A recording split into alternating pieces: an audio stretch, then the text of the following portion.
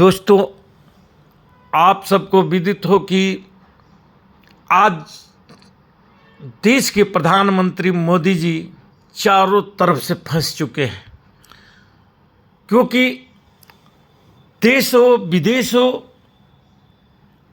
या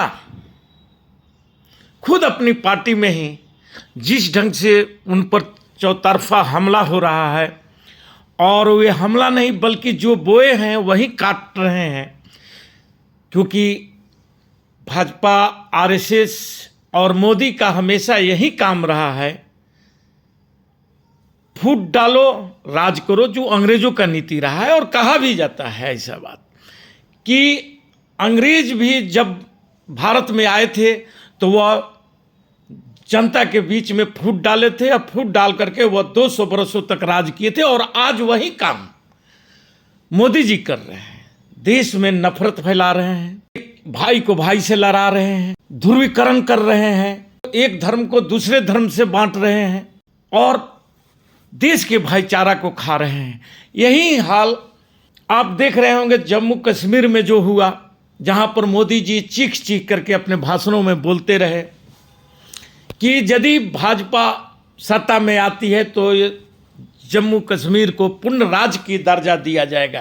क्योंकि आप सबको मालूम है कि 370 धारा हटने के बाद से वहाँ पर 3 स्टेट बनाए गए थे और तीनों को केंद्र शासित राज्य घोषित किया गया था। लेकिन जो चुनाव में उनकी बुरी तरह हार हुई है और राहुल गांधी जी के नेतृत्व में वहाँ पर जो सरकार बनी है, इंडिया की सरकार जो बनी है जम्मू कश्मीर में, वह अपनी पहली कैबिनेट बैठक में पूर्ण राज्य की दर्जा का ऐलान किया है। और आपको देखने को भी मिलेगा कि वहाँ का एक प्रतिनिधि मंडल मोदी जी से मिलने भी जा रहा है।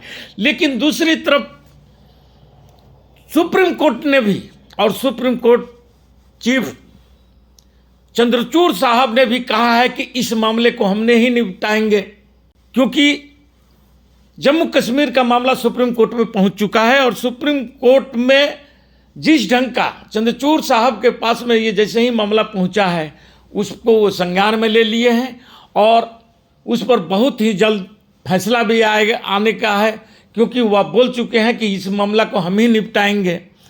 और उनकी 10 नवंबर की रिटायरमेंट है, तो आप समझ सकते हैं कि कितनी जल्दी इस केस की सुनवाई होगी। दूसरी तरफ अमेरिका से कनाडा तक, बांग्लादेश से श्रीलंका या ऑस्ट्रेलिया हो, हर जगह पर मोदी की भद्द पिट रही है। वहाँ पर रॉ संस्था का जो हेड थे वे जाकर के और खालिस्तानी समर्थक पन्नू को हत्या का किसी को जिम्मा सौंपे हैं, और उस पर अमेरिका संज्ञान में ले लिया है और उन पर रेड अलर्ट जारी किया गया है। उनको अरेस्ट करने की भी बात हुई है, लेकिन इस पर भारत सरकार अपनी पल्ला झाड़ लिया है। और भारत सरकार बोल रहा है, यानी मोदी सरकार बोल रहा है कि अब वे हमारे खुफिया तंत्र में नहीं है। दूसरी तरफ एक और हत्या के भी मामला है, जहां पर बिश्नोई का नाम आ रहा है, जो कनाडा में चल रहा है।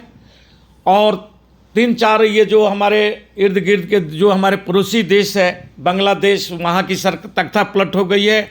और उनका सबसे चहेता पूंजीपति मित्र, जो उनको सत्ता तक पहुँचाने में मदद किया धन से, अडानी, उसका भी वहाँ पर सत्ता परिवर्तन होते ही बांग्लादेश में उनकी वहाँ साम्राज्य, जो मोदी जी हर जगह पर जो देश विदेश भ्रमण कर रहे थे और अडानी के लिए काम कर रहे थे, एक एजेंट के रूप में काम कर रहे थे देश के। तो वह प्रधानमंत्री थे लेकिन एजेंट थे अडानी का, और वहाँ सत्ता परिवर्तन हुआ। और ये आप लोगों को मालूम ही होगा कि जो हमारा झारखंड है, जहाँ अभी हाल के ही दिनों में चुनाव होने वाला है, वहाँ गोड्डा में अडानी का संयंत्र लगा है, पावर प्लांट। और उस गोड्डा में पावर प्लांट में झारखंड का कोयला लगता है, झारखंड का मजदूर लगता है, और झारखंड को वहाँ के बिजली नहीं मिलेगा या देश को वो बिजली नहीं मिलेगा, वह बांग्लादेश जाता है। लेकिन बांग्लादेश जिस ढंग से जो नई सरकार बनी है वहाँ सत्ता पलट करके, उनका कहना है कि हमें यह बिजली बहुत महंगी है, हम ये बिजली नहीं जला सकते, हम ये बिजली भारत से नहीं लेंगे।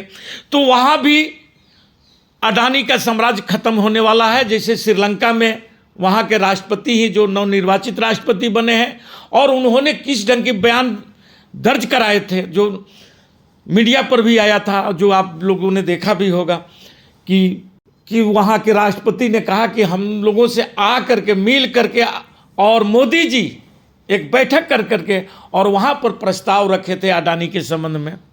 और वहाँ का भी तख्ता पलट होने के बाद वहाँ का भी साम्राज्य खत्म हो रहा है, और भी 2-3 मामले में अडानी घिरते जा रहे हैं। जो कि बोला तो जाता है कि अडानी जो पैसा कमाते हैं और वे पैसा को भाजपा के चुनावी तंत्र में खर्चा किया जाता है, और देश में यह भी प्रचार फैलाया जाता है कि मोदी जी किसके लिए कमाएंगे, किसके लिए रखेंगे पैसा। तो आप सबको इससे भी ये बात स्पष्ट हो जाना चाहिए कि मोदी जी अपने पास पैसा नहीं रखते हैं, बल्कि उनके 2-4 जो मित्रों हैं उनके लिए वे काम करके और उनके लिए पास में वे पैसा को रखा जाता है। ये जो कि आज 70 साल 75 साल का जो आज़ादी के बाद का इतिहास रहा कि कोई भी प्रधानमंत्री इस ढंग का कार्य नहीं किया था कि किसी पूंजीपति के लिए जाकर के विदेशों में काम मांगे, वहाँ पर उसके लिए, जैसे कि ऑस्ट्रेलिया में आप देखे होंगे कि कोयले का जो काम हो रहा है, और भारत में ये सभी पावर प्लांटों को ये निर्देशित किया गया भारत सरकार के द्वारा कि आप विदेशी कोयला को जलाना ही होगा आपको। और वह विदेशी कोयला कौन मंगा रहा है? तो अडानी जी मंगा रहे हैं। यानी जो भारत में जो कोयला हमको 5 से 7 हज़ार रुपया में मिल सकता है, वह 10 से 12 हज़ार रुपये टन के रूप में कोयला मंगा करके, और पावर प्लांटों को, जो प्राइवेट पावर प्लांट है या भारत सरकार का ही पावर प्लांट है, उन्हें जलाना मजबूरी हो गया। और आप ऐसा ही बात गुजरात का भी सुने होंगे, जहां गुजरात में वहां का बिजली विभाग का जो अधिकारी था, उन्होंने बतलाया था कि अडानी जी की कंपनी ने 300 करोड़ रुपया गलत ढंगों से पेमेंट कराया है, जो कि बहुत सुर्खियों में भी ये बात बनी हुई थी, और उसका भी लिपापोती किया गया है। और उस अधिकारी के साथ क्या हुआ ये तो आप सबको मालूम ही है।